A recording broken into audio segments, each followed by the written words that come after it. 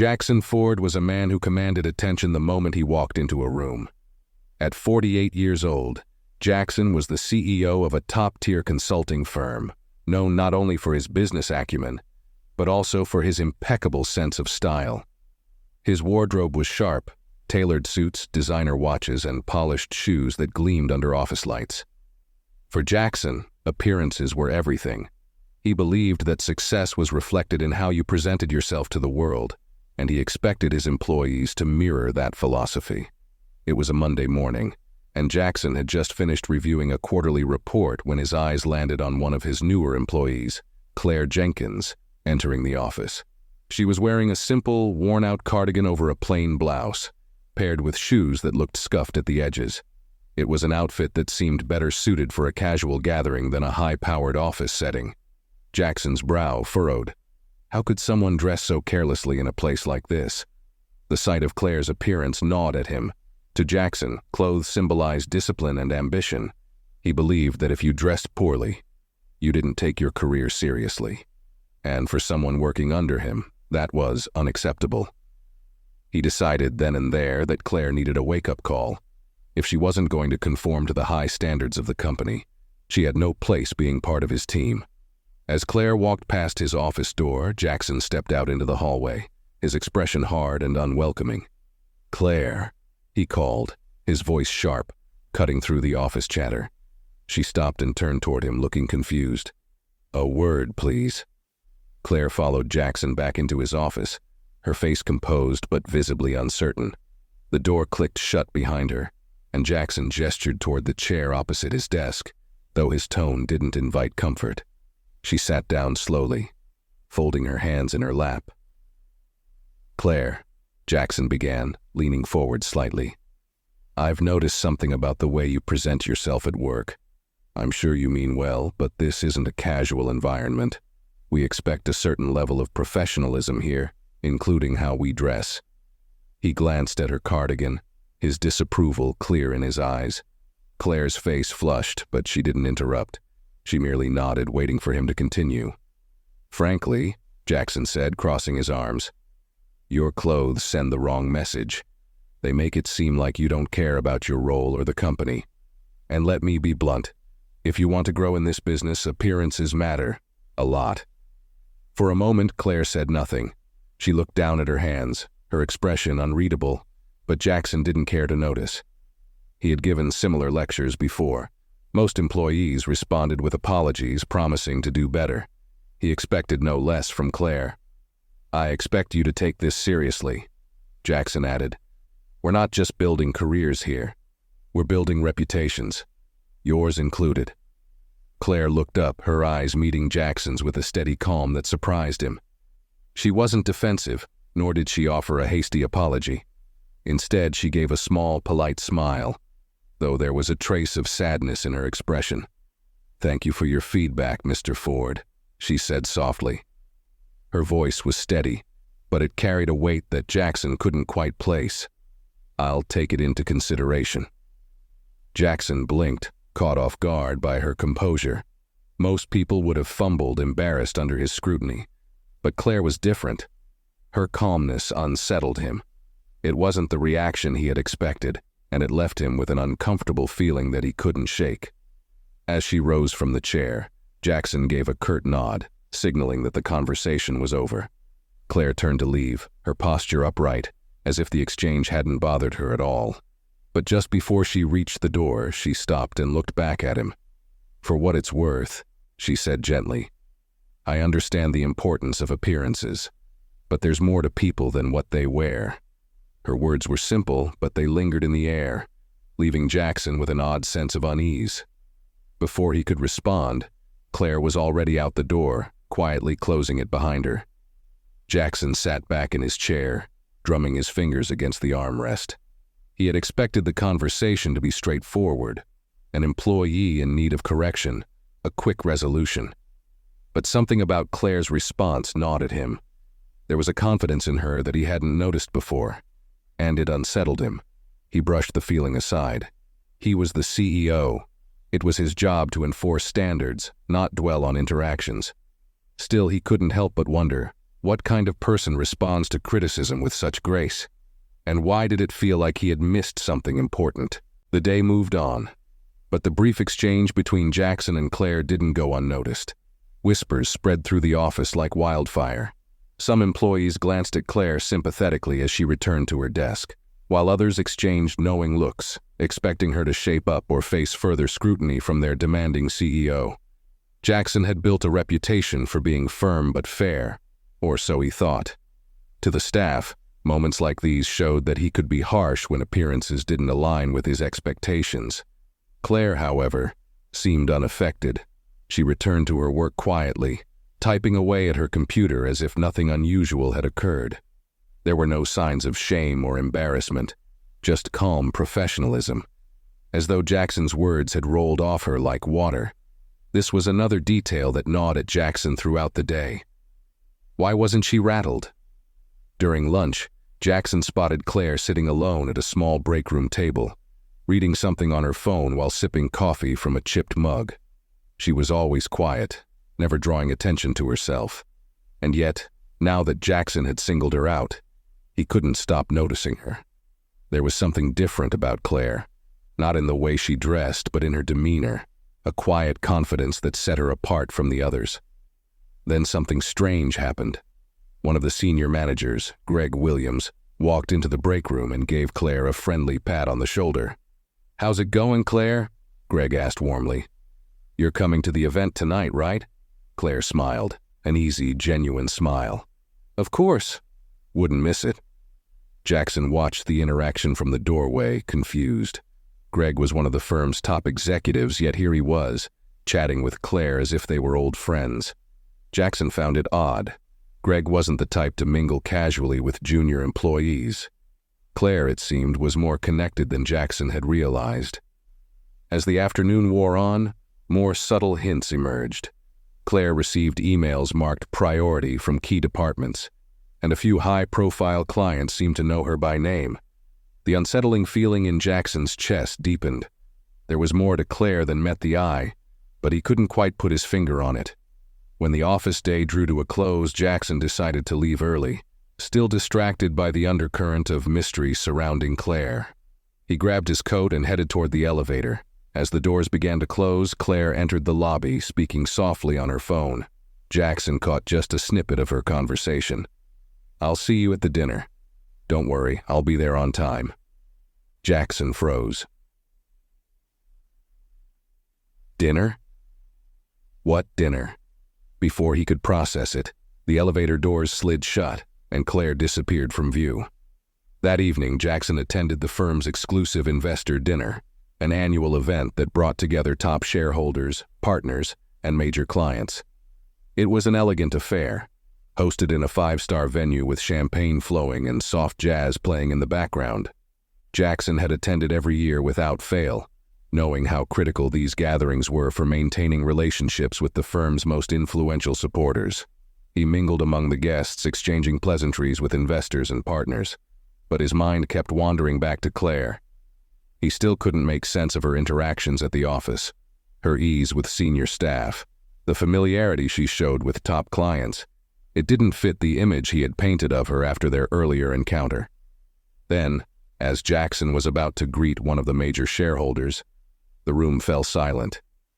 He turned to see what had drawn everyone's attention, and his breath caught in his throat. There, walking gracefully into the room, was Claire Jenkins. But this wasn't the same Claire he'd seen in the office that morning. She wore a sleek black dress, simple yet elegant, with understated jewelry that hinted at wealth without flaunting it. Her hair was styled neatly, and she carried herself with the kind of quiet poise that came from years of confidence. The shock was instant. Every assumption Jackson had made about Claire shattered in an instant. Guests, executives, and even board members greeted her warmly. She didn't just belong in the room. She seemed to be at the center of it. As Claire made her way toward the head of the table, the pieces of the puzzle began to click into place. Jackson approached Greg, who stood nearby, still processing the scene himself. What is Claire doing here?" Jackson asked, trying to keep his voice level. Greg turned, giving Jackson an incredulous look. "You didn't know?" he asked, clearly amused. "Claire is Emily Jenkins' daughter." Jackson's heart skipped a beat. Emily Jenkins was one of the largest private investors in the firm, an influential figure whose decisions held the power to make or break deals. Claire wasn't just an employee.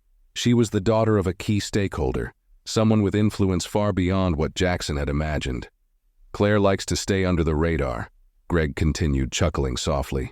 "She insisted on working her way up quietly. She doesn't want anyone to treat her differently just because of her family."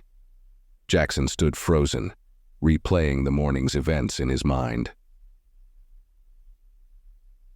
He had shamed the daughter of one of the firm's most important investors. And not just shamed. He had judged her unfairly, dismissed her, all because of the clothes she wore. The weight of his mistake hit him like a punch to the gut. Claire noticed Jackson across the room and gave him a small, knowing smile. Not arrogant, not angry. Just calm, as if she had known all along how everything would play out. And in that moment, Jackson felt something he hadn't experienced in a long time. Regret. Real, genuine regret. He had misjudged Claire, and now he had to face the consequences. Jackson spent the rest of the evening in a daze, barely able to focus on conversations. Each exchange with investors and executives felt distant, his mind trapped in an endless loop of the mistake he had made. How could he have been so blind? He had dismissed Claire as someone unworthy of his attention, all because of his obsession with appearances. And now, knowing who she truly was, the enormity of his misjudgment weighed heavily on him. As he sipped his drink, he kept glancing toward Claire, who was effortlessly mingling with guests.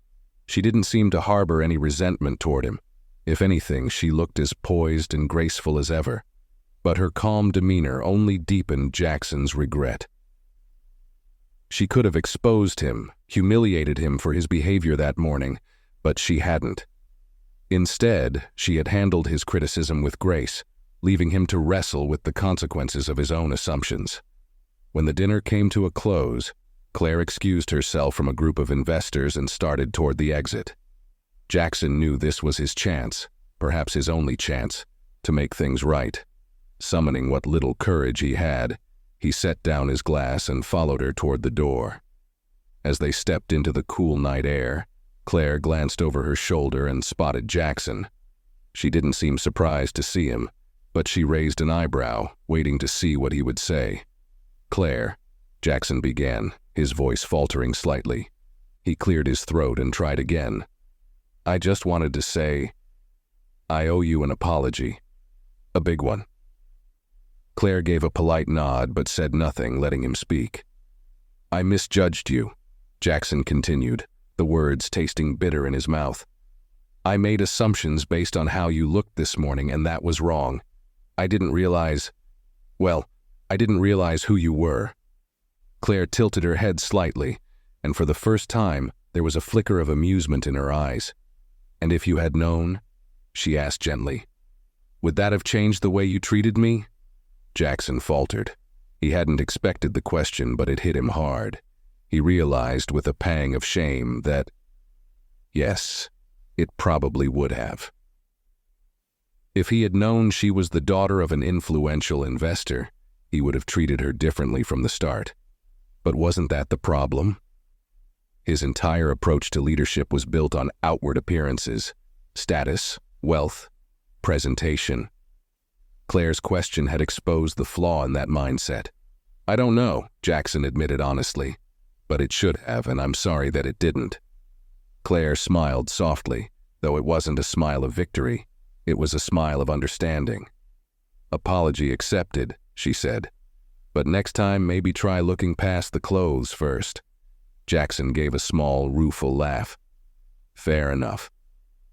The days following the investor dinner were strange for Jackson. Claire returned to work as usual, and though their interaction had cleared the air between them, Jackson couldn't shake the uncomfortable truth her question had forced him to confront. Had he been leading his company the wrong way all this time? How many other talented employees had he overlooked simply because they didn't fit the image he thought they should project? These thoughts followed him everywhere, on his morning runs, in his meetings, and even during late nights at the office. Jackson was a man used to being in control, but this experience had shaken him to his core. Claire's grace had revealed a flaw in his leadership. He had built a culture where appearance mattered more than potential. One afternoon, Jackson sat alone in his office, looking out over the city skyline. The view, once a source of pride, now felt hollow. What good was success if it came at the expense of recognizing the value in people? He realized he needed to make changes, not just in how he viewed his employees, but in how he led the company as a whole. The following week, Jackson scheduled an all-hands meeting. When his employees gathered in the conference room, murmuring among themselves, he stood at the front of the room and took a deep breath. This was going to be difficult, but it was necessary. "I've been thinking a lot about how we operate as a team," Jackson began, addressing the room. "And I realize that I haven't been setting the right example. I've put too much emphasis on appearances and not enough on what really matters: your skills, your dedication, and your potential." There was a pause as the employees exchanged surprised glances. Jackson's public admission of fault was unexpected, especially from someone known for his pride. But Jackson pressed on, determined to make things right. "From now on," he continued, "I want us to focus on the things that truly matter. I don't care how someone dresses or whether they fit a particular image. What I care about is the work they do and the value they bring to this company." At the back of the room, Claire stood quietly, watching him with a small, knowing smile. Jackson caught her eye, and for the first time, he felt a sense of peace. This was only the beginning, but it was a step in the right direction. After the meeting, Jackson approached Claire privately. "Thank you," he said quietly. "You've taught me more in a few days than I've learned in years." Claire smiled, her expression warm. "I'm just glad you're paying attention now." Jackson nodded. For the first time in a long time, he felt hopeful, not just for his own growth, but for the company's future. He had a lot to learn, but he was ready to begin. And this time, he knew exactly where to start: with the people. In the weeks that followed, Jackson committed himself to change, not just in words, but in actions. He began by revisiting employee evaluations, not to judge performance, but to understand the people behind the roles. He made an effort to learn about their backgrounds, strengths, and personal goals. It wasn't easy, and it didn't happen overnight. But slowly, the culture of the company began to shift. Jackson also set up a new mentorship program, encouraging employees to develop their talents in ways that went beyond their immediate roles. He personally invited Claire to take part in shaping the program. At first, she was hesitant, wary of accepting special treatment, but Jackson assured her that this was about partnership, not favoritism. "I don't want to lead this alone," he told her one afternoon in his office. "I need people who see things differently than I do, people like you." Claire smiled, and for the first time, Jackson felt he was building something real, not based on appearances, but on meaningful connections. He knew that Claire would continue to surprise him, not because of her family name or status, but because of the person she was. And that, he realized, was the whole point. Success was not about fitting into a narrow image. It was about recognizing the value in each person, no matter where they came from or how they presented themselves. Months later, Claire was no longer just a quiet presence in the office. She had become a respected leader, not because of her background, but because of her work ethic, insight, and natural ability to connect with others. Employees began to open up more, knowing that appearances no longer dictated their worth at the company. Jackson, too, felt like a different man. He had always thought that leading meant projecting strength and maintaining control. But now, he understood that true leadership was about listening, learning, and growing alongside those you lead. And it felt liberating. One evening, after most employees had left for the day, Jackson and Claire sat in his office, reviewing the progress they had made with the mentorship program. As they wrapped up their discussion, Jackson leaned back in his chair and gave Claire a thoughtful look. "You know," he said with a small smile, "I never thanked you properly for how you handled things that first day." Claire laughed softly, shaking her head.